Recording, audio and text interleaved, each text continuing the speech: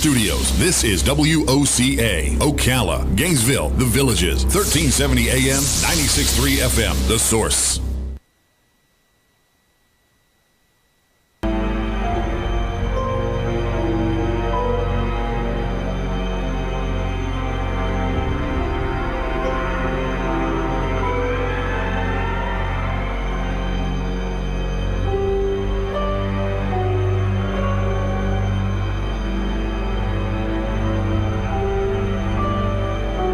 That's spooky music. That is creepy. Because it's Halloween. It's Halloween. early Halloween. Dr. Terror Eyes is in the studio. You don't look like Dr. Terror Eyes right now, though. No, I sure don't. Dr. William Ramsey is in the studio, and Terror Eyes is a great, clever name because you are an eye doctor, so Terror Eyes. Yeah. Very cool. Worked out. And your costume is unbelievable. It's an award-winning costume you've created, right? Have you won, like, prizes for your character, right? Oh, yeah. So Halloween is like a huge deal for you, right? It sure is. You know, I've been doing this Halloween stuff for about 44 years now, and it's just part of my life, and my wife and kids kind of tolerate it. But you don't ever, like, I think I had this conversation with you once before, you don't ever, you don't buy into necessarily the real hauntings, or do you? Am I wrong about that? You mean like spiritual hauntings? Yeah, like things? You know what people say, like Seven Sisters Inn, for example. They'll say there's a ghost that lives in there, right. And people say they see it or hear it or something like that. Well, certainly, I have the belief there is an afterlife of some kind, and there are hauntings. I know enough people that look into do ghost hunting. They use devices, and I look for objective data, which is what devices measure. And there's got to be something out there. What it is, I don't know. I haven't had a really, a ghost coming to me, but I've had a medium come up to me and knew that my sister had passed away a long time ago. Oh, really? And had said things that she would and I would know. Oh my God! So there's something there, and my wife has experienced things a few times, getting touched and pushed and things. Yeah. Do you think messing with it in the playful way that you do scares people? Well, Halloween is different from the paranormal, but there's an overlap. Yeah. So when I do all my Halloween stuff, we're having fun. We're celebrating Halloween and the season and witches and ghosts and skeletons and scary things.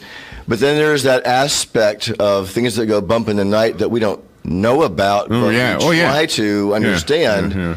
And that's what ghost hunting and such is all about. That's the paranormal, spiritual. And there is a person here in town that does the ghost tours downtown, which we can talk about that later. Catherine? Yeah, Catherine. Yeah. Oh, we love Catherine. Yeah. Catherine does her ghost walk downtown and takes you to places in Ocala that are supposedly haunted and where she can relate to spirits. I have an open mind about it. I've heard Catherine talk, and I've heard other people who do the similar things. I'm guessing that they've seen things that I haven't seen or heard things that I haven't heard, and I'm guessing there must be something to it. What do I know? But you have fun with it. You do. It's almost like you're a walking theme park in a way.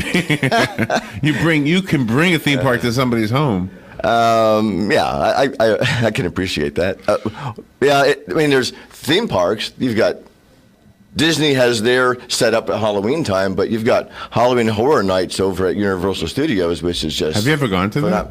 Yes, in the past. I've also been to Howl-o-scream at Busch Gardens. Okay. And it's you have to go there with an understanding. There's a push to go through quickly, and you can't look around. Like, I appreciate details and props and scenes. Right. And they want to kind of get you through pretty quickly because there's a volume of other people behind you, and you have to get. So I like it, and I like haunted houses where you pay money to go in there also. Right. But I like to take my time, and the actors are great. The scares are creepy, but I like that thing over there that they made, and how they make that. So do you know what? I went through a haunted house once in Daytona, and it was kind of on the low budget end, and so you kind of knew, this is fake. Everything's fake, of course. But the only thing that actually scared me was a balcony. because you're supposed to go to the balcony and look down and see the ghosts. Right. Okay, so you go on the balcony and then you look down and you can see these ghosts. Okay, and then the balcony drops like 3 inches. And I thought really I was going to fall. I thought the whole thing was collapsing.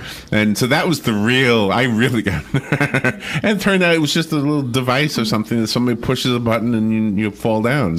Quick drop. Yeah. Oh yeah, fear of heights. That's quite common. Yeah. Public speaking, heights, a lot of things. So the listener who doesn't know what you do needs to know why we're talking about Halloween on June 8th. Sure. So why are you doing that? Why are we talking Halloween today? A quick synopsis. The last 8 years previous to this, I've hosted the Florida Haunters group, which is a group now about 1,000 people from around the state of Florida. Last year, I did it, and we had grown so much, we kind of shut down the air conditioning system at the venue. It couldn't keep up with us. It got hot. What? I lost count at 125 people, and I'm like, that's it. We can't do it here anymore. It's too small. And that was at the Masonic Lodge here in town. Oh, wow, yeah. So I started looking around, and now... Where they have great fish on Fridays, by the way. Yeah, that's right. That's right. Thank you. Yes.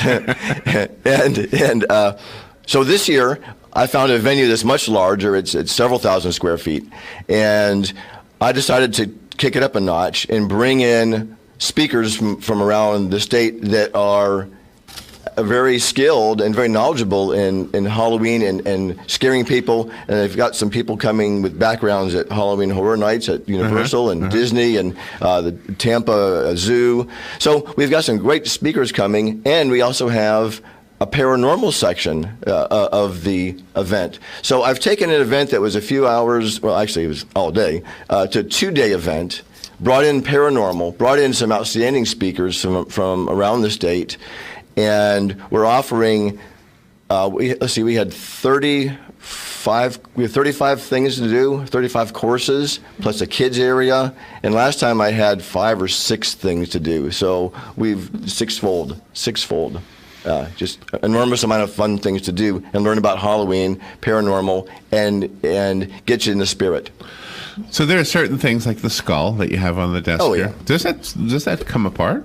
Yeah, this is a Harvey skull, and he's part of a whole skeleton I have in my car. Oh, really? Yeah, I'm going to be teaching a class on how to take a bony white skeleton. Yeah. They don't have a wreck. A bony white skeleton and make him all corpsed up and ugly and brown and decaying, kind of like something you'd see from a scary movie, maybe. And we'll take that, and I'll teach you how to do that. I've got a class, and in 45 minutes, we corpse up an entire skeleton and make it look ugly and scary. Oh, wonderful. Yeah, something like Indiana Jones. And what materials do you use to make the body? That's the secret. Oh, the body's already made. I mean, I have a whole skeleton, medical skeleton. So what's the secret part, the clothing? So make it look all, it looks like it's an old What do you mean the body's already up made? Huh?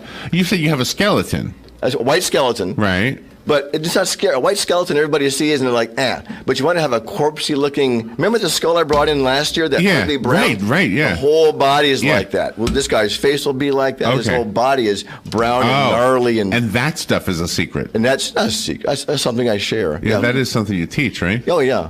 I teach it to 4 people. I get 4 volunteers, and we knock it out in 45 minutes. Nice. Well, you had the corpse bride in your office, and I took a picture of you next to that corpse bride. Right. Oh, yeah. And that's what it looked like. Yeah, and then you moved out of that office. Yeah. What happened?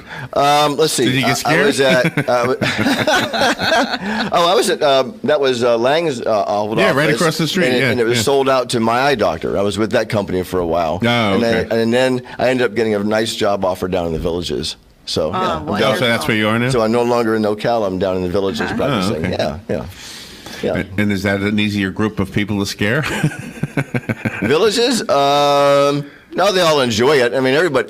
I dressed up the dilation area and the office this year also, so it was the same kind of thing. People came in and had fun and sat with my skeletons.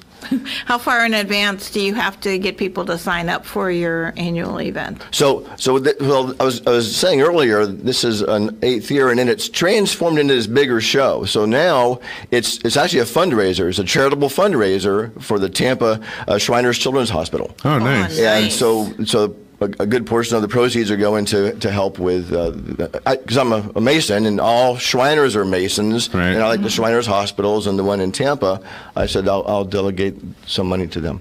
So as far as the show, we have tickets online. Everything is online at our website. We call it SEHEC. My wife and I are like, what do we call this thing? Because it's a Southeastern Halloween Enthusiast Convention. We just said, SEHEC. That sounds good. SEHEC. Yeah. Okay. But if you go to SEHEC.com, that's everything. The website's there.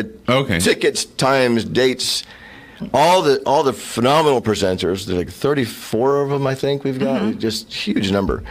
And it's all in fun. And it's got a costume ball and classes upon classes. We've had a really cool class that if you want to have a skeleton in your front yard standing there with a shovel, acting like he's sticking his foot in the ground and digging up a hole like this, we've got that prop. You can actually make all the mechanical parts. You just have to add the skeleton and a shovel. But it's all the armatures and everything for the skeleton to stand on and make him look like he's doing this shovel and digging in your yard. So you can teach a person how to do that. Right. We have Aunt Patron, who makes some phenomenal Halloween project props, and he's going to be doing a couple classes, and that class is so simple. We also have one that's great for kids. It's a waving skeleton stuck in an urn, and he's waving his hand around and reaching out kind of. Oh, how cool. He's teaching that class, too. And we limit those classes to 10 people because we want to get it done in an hour and a half and get personal attention. Make sure you understand the prop and how you're making it, and you go home with something cool to stick in your yard or your house, whatever. Fun stuff. And this is really nice because in years past you offered this class, and like you said, it has grown so much, and now you're turning it into a fundraising event. But this is so beneficial for the people that love to have fun on Halloween, and it's so rewarding to be able to make something yourself than to just buy it from the store. Exactly. I mean, everybody can go to Walmart. You can go to there's a certain spirit store here in town and places like that, and you can buy pre-done things, and that's fine and dandy. If you want something quick and easy, okay, but if you want to get one of those and doctor it up or make something totally different, we talk all about that. We have got classes upon classes all day long. Actually, we have a couple of famous people. We got Kyle Vest, who was on the that was the Body guy in Wars. This picture right here, right? Yeah, Kyle Vest is on the website. Yeah, he was on. him? Yeah, he was on. I'm sorry, Skin Wars last year. And in Skin Wars, it's not last year, but a few years ago. But it's an airbrushing class that he's going to offer. He's a professional airbrush artist, and you can go one-on-one with a guy that's Hollywood class kind of airbrush, and he'll teach you how to do that in a small classroom with a few people, and they'll teach you all that. And you see some of his work from last year. He was here last year and did a little demonstration. Everybody loved it and said, "My God, can you bring him back?" And Kyle said, "Sure." And so now he's doing a class, a private class. And this is really nice because you have all those different classes, and somebody might be interested in doing one thing, but they don't want to do something else. So you're able to run the gamut with the people's interests. Exactly. We also have the paranormal section because let's say the husband wants to learn how to do airbrushing, but the wife says, I want to learn something that's a little more fun, like for my parties. Well, we've actually got a paranormal medium thing, so women love to go to that and get their spiritual reading, and then they can learn about chocolate and chocolate desserts and how to make them for a Halloween party. We've got Chef Bloom, who is a phenomenal chocolate, I call him a specialist, but a chocolatier, and he'll be teaching the history of chocolate and show you how to take it from the tree all the way to making chocolates and phenomenal chocolates like you've never tasted. I mean, it's just wow. It's not bastardized like the stuff you buy at the stores. And unfortunately, there's a huge difference between the candy bars you buy at the store and real chocolate. Oh my God! Really? So if I gave you a Hershey bar, you would say this is bastardized. Once you understand the differences and watch, you come to the class, you can watch them make it, the whole process, and you go, "Oh my God!" and try it. It's like I'll never eat a candy bar again. Let me ask you about the ambiance around everything, because you create the skeletons and all the scary stuff, right? Sure.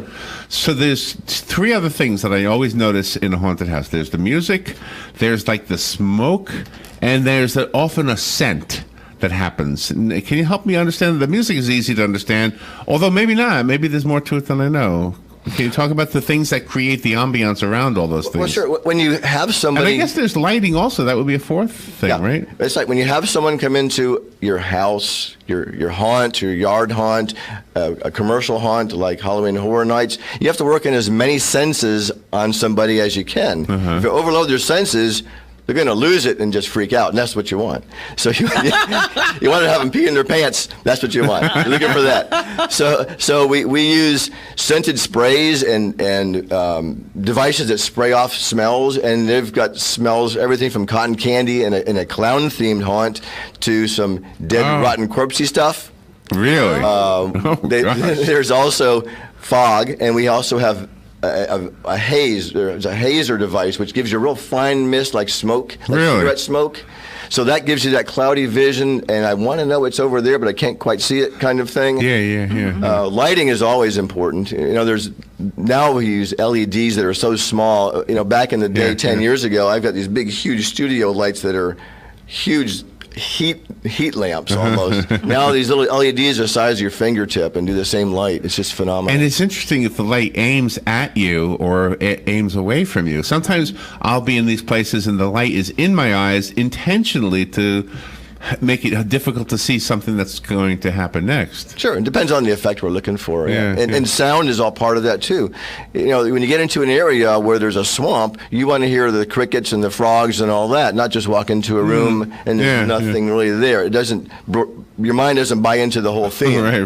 But the more you add that reality, the humidity and things, it all starts to make your mind go, this is real. Or it could be real. Does storytelling ever play a role in any of the haunts? Maybe somebody like with Vincent, what's the guy's name? Vincent Peale? Yes. Vincent Price? Vincent Price, thank you. Oh, yeah. I was thinking Norman Vincent Peale.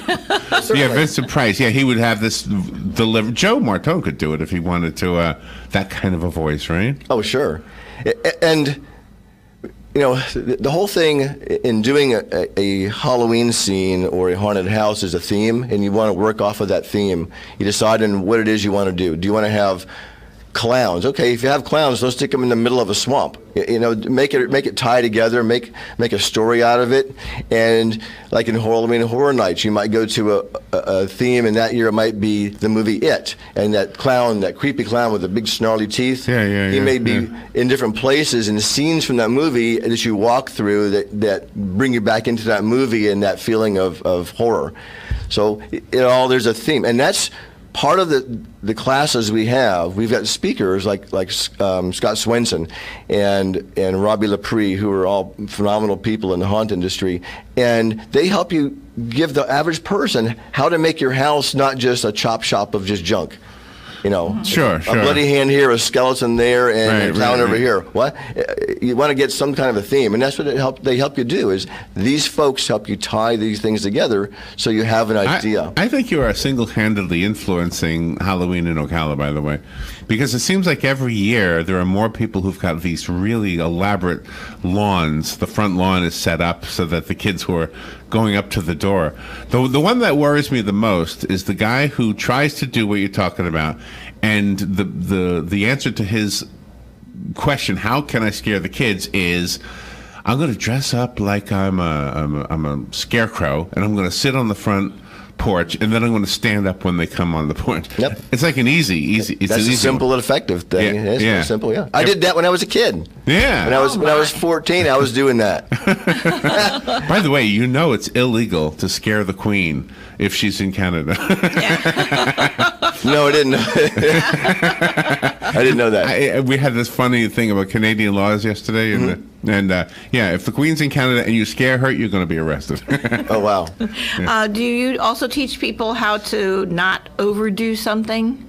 I'm not an actor teacher by any means. I have my own style of things I do with my character, but there are plenty of people who will be there at the event teaching people. There's ways you do things, there's ways you scare people, there's certain things you do say and don't say, and things you don't do. And one of the creepiest lines I just read the other day in one of our haunt posts was when a guy came up to somebody, and he'd walk up to you in his outfit in the middle of this scary haunt and go, you smell different when you're awake.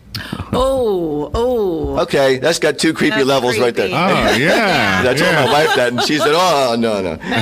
Anyway, so there's things you say and do in a haunt, and I'm not the guy to go to for that. The specialist will be there at the show for that. Before we went on the air, Robin, you weren't in the room, but we were talking about the video that we made. The doctor was talking about the thing you and I made. Yes. The haunted mansion thing that Robin and I made was called "It's Only Pretend," and our audience is a children's audience when we're not doing this. Well, when we back in the day. Anyway, so the whole point of that was to make it look fun, with the constant reminder that it's only pretend. Robin is the know-it-all. No, she knows what's going on, and I'm the one who's like scared of all these little things. And she says, "Don't worry, it's only pretend," and that's the message at the end, right? Yep. But when you saw the video, you probably thought, "Oh my God, this is amateur." Have you ever tried to make a video where it was exactly the opposite, where it was intended to scare people? Have I made a video to scare?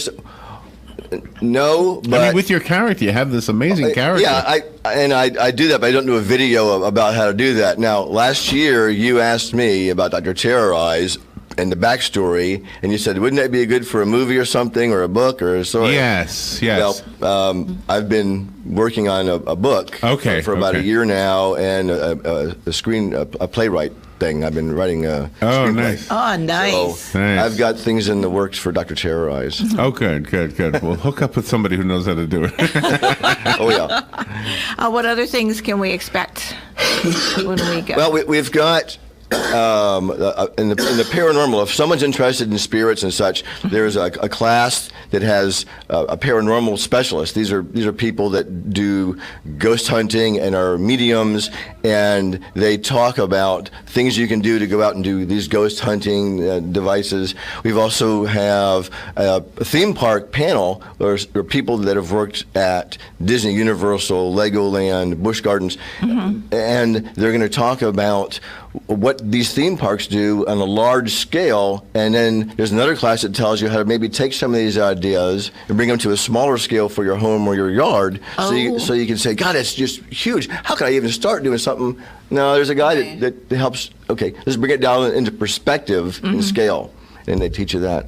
And we've got, 5 or 6 classes with props you can make. We've got making prosthetic wounds, we've got making eyeballs, making a rose with an eyeball in it, a lead pipe, a weapon that's made out of PVC pipe. So, The Walking Dead was the big zombie movie. Yeah. Well, it shows you how to make this PVC pipe. Looks like it's a real lead pipe that you swing and hit a zombie with. It's got blood and hair on it and everything, yeah. Oh, wow. Oh, wow. Don't walk around that with the police. They'll see that. And that's one of your specialties, because you're an award-winning prop builder. I mean, you do amazing things. Yeah, but I'm not. The only thing I'm doing is corpsing that entire skeleton guy. His name is Harvey, by the way. Harvey will be there, and he's one of our when you've done the this kind of seminar in the past, you've encouraged people to. They had a list of materials that they needed to buy for a special class, and then they would bring it with them. Right. Is it the same this year? Nope. This year, everything's provided. When you pay your class fee, that covers the cost of the goods. And how much is it? So it's covered. Excuse me? How much is it? It depends on the class. Some classes are more than others. Some are maybe 15 or 20. Some maybe 65 because there's more motors and electronics involved. Okay. It just depends on. So each make and take class has got its own price on the website. So this is all happening here in Ocala.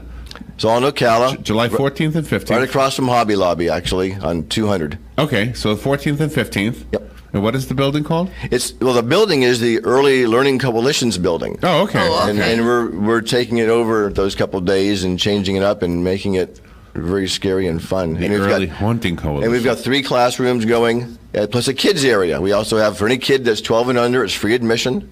And they get 2 toys coming in that are worth about $20. And then if they want to make some props, we have some kids props they can make. And they're like $10, you get 3 of them. And so that's fun too. Yeah. How cool is that? Yeah. Do you know, I was trying to think of something here. The International House of Pancakes is changing their name to IHOB instead of P. So everybody's trying to guess what the new initials will stand for. Maybe it's the International Haunted Old people? Bacon. Bodies. Yeah, haunted old bodies. I didn't hear that. Really? They're changing the name? Yeah, but they haven't let on yet what the B will stand for. Breakfast. That's what everybody's guessing. Yeah. But I'm June thinking maybe 11th. the other letters will change. You know, it's like I'll have only bacon, or I'll have only burgers or something. Will you have sections of the building set up like it's a real haunted house? It's not like a walk-through haunted house you would go to and get scared and spooky. We don't have that kind of room or luxury to do that this year. Maybe next year. I have another venue picked out that's much larger even. So when you go in, there will be some atmospheric stuff going on. But we've got booths. We have vendors with some nice big booths with all kinds of scary stuff you can buy right there at the show. So it's fun stuff. So that's pretty amazing. So go to the website. What was it again? The website? SEHEC.com. We call it SEHEC. SEHEC.com. That's where I went. Yeah. And then you will be prepared for Halloween. Even though it's only June 8th, you'll be so set up. Your neighbors will want to get their neighbors to come over and check out what you've got going on. Have a scary time. Yeah. I always wanted to be like in a haunted house. Like I want to be the guy who says, "There's something in your future," and they go, "Are you a medium?" And I say, "I'm an extra large." Boom. Hey, thank you. Dr. William Ramsey, also known as Dr. Terror Eyes, thank you for coming in here and sharing. It's always fun when you're in here. Sure. It's always great being here. Thank you, Larry. Thank you, Robin. You're welcome. We'll be right back.